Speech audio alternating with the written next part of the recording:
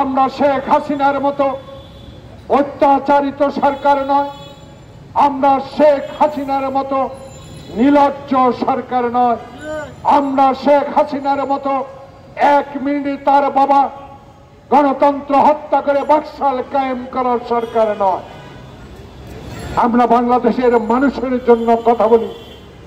আমার নেত্রী বেগম খালেদা জিয়াকে একটি মিথ্যা অসত্য মামলায় আপনি সাজা দিয়ে মৃত্যুর পথে ঠেলে দিয়েছেন।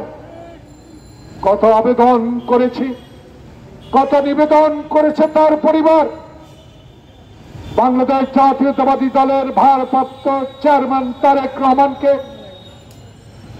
21 গ্রেনেড হামলা মামলা দিয়ে তাকে বিদেশে পাঠিয়ে দিয়েছেন। শেখ হাসিনা ওয়াজেদ,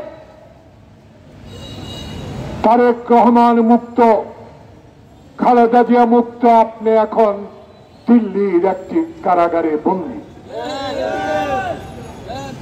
বিধির বিধান কেউ রুখতে পারে না। সেদিন যদি আপনি আপনার বাবার কথা বলে,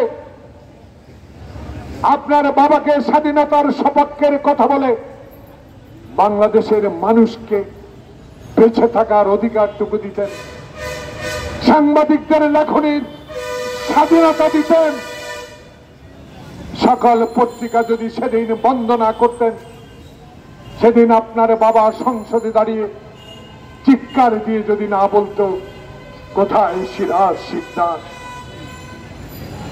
তাহলে আপনাকে দেশের মানুষ ভালোবাসত। কি নির্মম পরিহাস!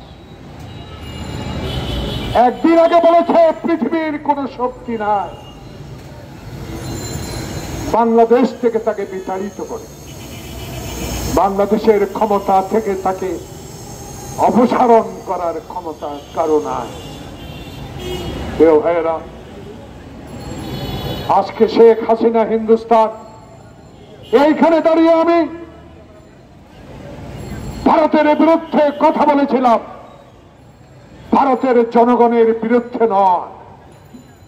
ভারতের বর্তমান প্রশাসন যারা বাংলাদেশের ন্যায্য হিসাবে দেয় না, যারা বাংলাদেশের মানুষকে গোলামির জিঞ্জিরে আবদ্ধ করতে চায়, যারা আমার ফারাক্কার বাঁধ ছেড়ে আমাকে প্লাবনে বন্যায় ভেসে যেতে দেয়, যারা আসামের বাঁধ খুলে দিয়ে নোয়াখালী, ফেনী, লক্ষ্মীপুরকে আজকে পানিতে ভেসিয়ে দিচ্ছে, সেই সরকারের বিরুদ্ধে কথা বলেছিলাম।